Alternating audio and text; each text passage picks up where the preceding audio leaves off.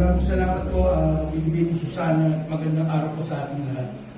Sa akin pong pagwawakas upang formal na isara ang ating programa, hayaan po sana ninyo akong muling batiin at pasalamatan lahat ng bumubuo ng Committee on Creative Works. Mabuhay po kayo.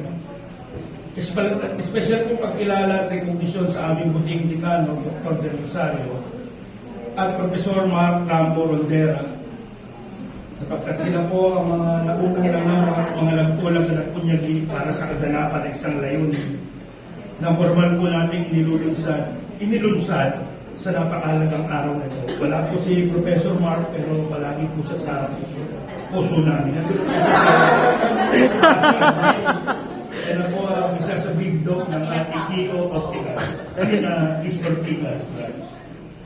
Ang katotohanan, sila po ang mga primerong proponente sa likod ng ideya at buhay ng committee ito. So mabuhay po kayo.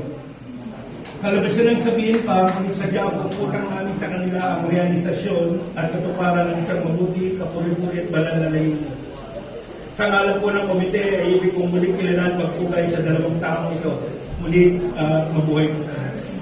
Ibig ko din magpasalamat sa ngalan ng aming komite sa ating po mga minamahal at pinagpipitagan ng mga school officials, Ma'am Villanes, DP Baro, sa lahat ng colleagues, ayaw ko magkamali, at sa ating mga mag-aaral, nakakahiya na po kami kayo ay nakatayo.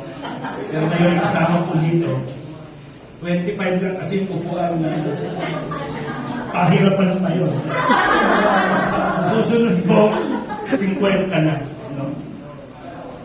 Karangalan po namin ang inyong pagdalo at labis po namin ikinalalaki ng loob ang inyong pong presensya sa napakamasayang okasyong ito. Maraming salamat po.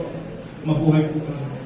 Sinabi ko na walang pasubali na makasaysayan ng araw na ito, Hunyo 11, taong 2024.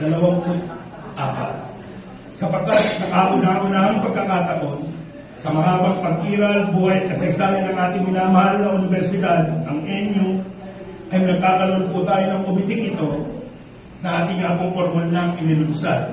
Ilang minuto lamang nakakalipas. Tulad po marahil ng batitin ninyo, sentral pong layo ng komiting ito na kilalanin, bigyang parangal at insentibo ang mga libansining at malikahing akdat, panulat ng ating po mga guro, profesor at ng ating mga mag-aaral. Kasama po kayo sa programa. Sa silab-lab. Yan.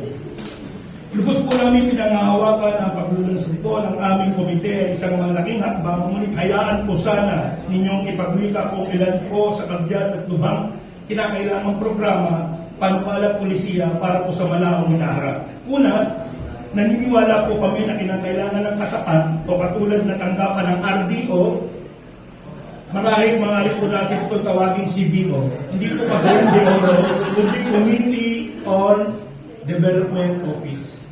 Ako, CDO. Hindi, bangko natin yun. Para may distinction. Yung pong RTO ay sa mga Imran, octopus. Yung pong CDO ay para sa mga nobelista, manunula, mga awit. Dahil hindi pa nga saan mo mamingi ng budget. Yung po ang issue. Para po makita nyo. Ikalawa, buong galang at walang pasubali ko pong inumungkay ang pagtatatato ang muling pagbubuhay po ng ating National University Press. Ipagpumanin po ninyo ang nasa espesyal o kasyong ito ay muli akong nangarap. Ngunit hindi po mapapasubalian ng mga kaganapan ng mga layunin o hangarin ay nagsisimula sa mga pangarap dito. Patuloy po kami mga ngarap at puspusang magpupunyagi. Isa pong makabulong hapon sa ating lahat. Mabuhay po kayo, mabuhay po tayo, mabuhay ang CCW, mabuhay ang ating NU, padayon po, Yabado at Pitamax. May pag-asa, rarar. Salamat.